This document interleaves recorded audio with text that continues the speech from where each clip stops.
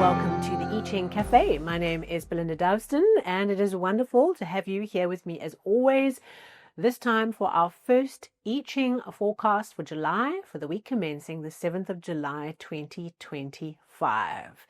If you have not yet done so, the monthly overview for July is out, teaching us all about balance and humility, gracious gratitude, and learning how to keep still when it's really, really important.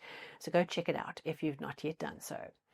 All right, we always cast our minds back. Last week we had Hexagram 61, inner truth, centered truth, getting to the truth of something, getting to the heart of something, lining up our insides, our outsides, lining up, being that open vessel I spoke about, receiving that moment of truth, that moment of clarity, the hot knife through butter, and being open if we are ready to receive insights and awareness for that insight to come and flow and to move through us, to see the world from a balanced point of view of the truth, our insides and our outsides congruent. All right, the masks perhaps off for a little bit as we are lined up. And we had the return, the bookend of Hexagram 9, the small tames, coming back at the tail end of the month of the period. We had it right at the beginning a couple of times, coming back to close off the small details that need to be taken care of. And I'm sure in your life this past week you experienced those truth moments, those insight moments, and having all the little things come at you one at a time. We helped someone move and had buckets and buckets and bags of lots of things carrying to and from vehicles, up and down stairs, and you realize lots and lots of little things came to work with me this past week. And so for you, how did your week go? How did you work with truth, with lining up, with being congruent in yourself, being open to inspiration, and of course, working with all the little things? If we do them well, we take care of each of the little things well, they lead to greatness.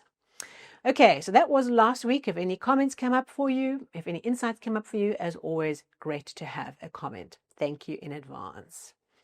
Okay, so this week, as we get stuck into July 2025, this week, our first hexagram for the week is Hexagram 2, the Receptive. We have not had this hexagram for quite a long time, so here it is to come and bring us some development. Hexagram 2 is the second part of the creative pair. Hexagram 1 is the creative, it's the male creative energy. Hexagram 2 is the female creative energy, the earth, heaven and earth interacting to create the world around us, all the phases of manifestation. The symbol of this wonderful energy, besides the earth, the rich dark soil that gives life to things, is the devoted mare. Okay, the female horse is devoted and follows and is supportive and works to align with the leader of the pack. Okay, so before all the females get upset about the stereotyping of feminine energy, which this hexagram encapsulates, okay, is the idea with this hexagram is the earth that brings nutrients and energy to the seed. Okay, so the seed, the energy, the idea is that creative energy. Our creative energy with this hexagram is the supporting of the nurturing of that. All right, this hexagram is not an overt energy. It's all 6 lines are yin lines. It is the earth, open, ready, yielding, supportive, feminine, receptive, holding the space. Okay, holding the space, not making the space, holding the space to bring the right things to help that idea to grow. With this hexagram, we are caring and kind and supportive, and we are needing to bring that to the week. We're needing to look after things. Okay, we are motherly with this hexagram. Okay, it's a mother energy. Earth mother, holding like earth does, all of us upon it, the beautiful rich soil with all its nutrients and the water, allowing those tap roots to grow and the energy and the water to come up and allowing life to prosper. That is what is in front of us this week. If we are very in our male yang energy, this is a very difficult thing to do. To not create and push and move and generate, but to wait and to hold and to nurture and to ask, what do you need? Okay, as opposed to this is what I'm giving you. Okay. Holding that feminine energy, the mother, the womb, you get it. Okay. This is supporting.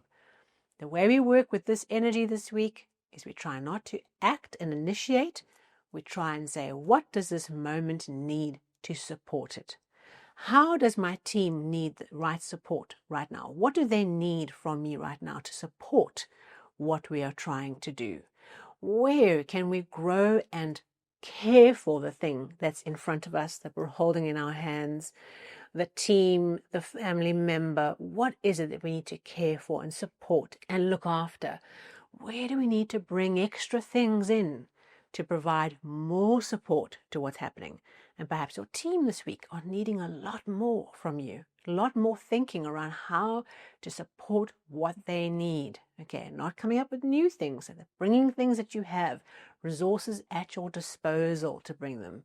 Where does your family or a family member need your support and your kindness and your time and your devotion? The devoted Mare, where does that devotion need to go? Where can we sacrifice some time and energy and love and kindness to help people around us? Okay, this is a giving, sacrificing energy in the spirit of helping other people. And if that makes your toes curl, then perhaps there'll be something this week that's going to bring some real challenges to help you grow in this way, because we all need to master this feminine energy, just like we all need to master the creative masculine yang energy of Hexagram 1. 2 changing lines in the 5th and the 6th position. Okay, so let's go through how those are influencing our focus for this week. In position 5, this is a beautiful position for this changing line. It's a position of auspicious energy, of blessings, if we stay true to the middle path. Now, if you've watched the monthly overview, you know that the first few weeks, the first hexagram for the whole of July is all about the middle path.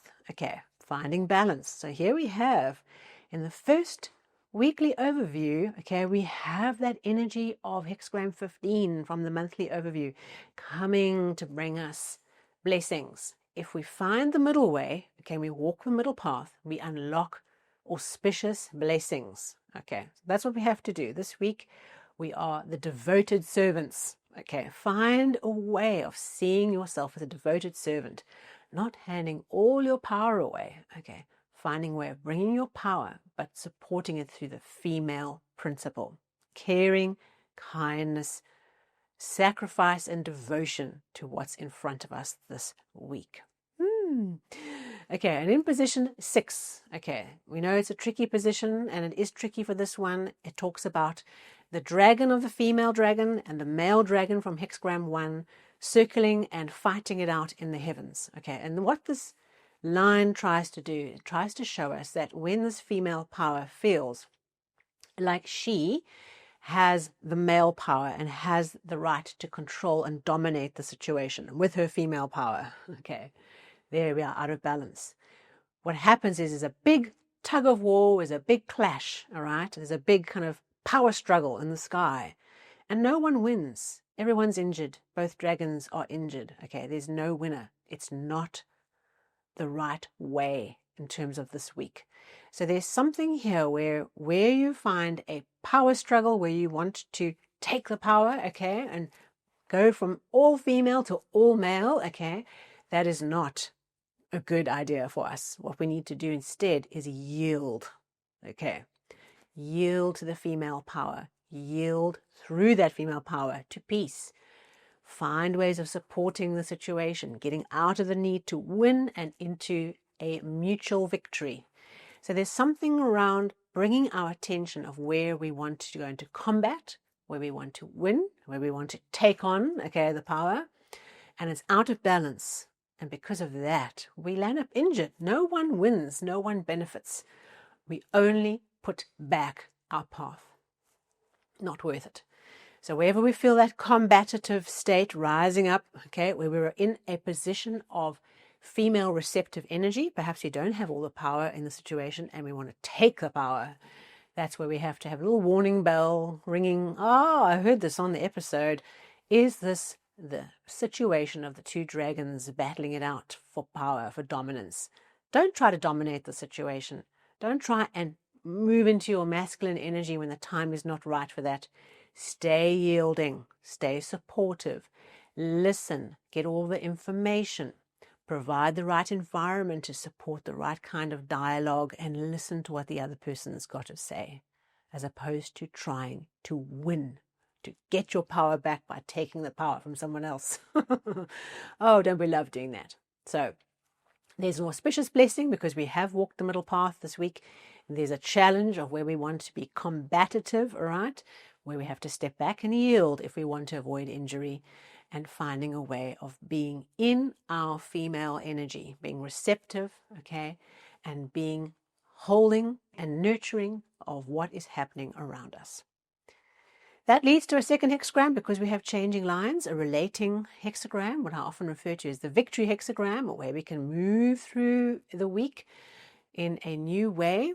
And that is hexagram 20, contemplation, the tower. Okay, so the way we move forward, perhaps the way we resolve this problem of these two dragons, okay, circling and trying to dominate, is we get perspective. The tower is a symbol of something we can climb, something we can get to the top of, where we look down and we have an eagle eyes perspective, where we see everything connected, where we have a strategic perspective. This is a great energy of getting into strategy. So maybe we are doing a lot of listening in hexagram 2, getting input from everyone, creating an environment where people can share their ideas, and then strategy in hexagram 20 is all about then getting the bigger picture and pulling it all together. So we climb the tower and we get perspective. Wherever we are facing challenges this week, it's a great opportunity to say, the tower's here for us.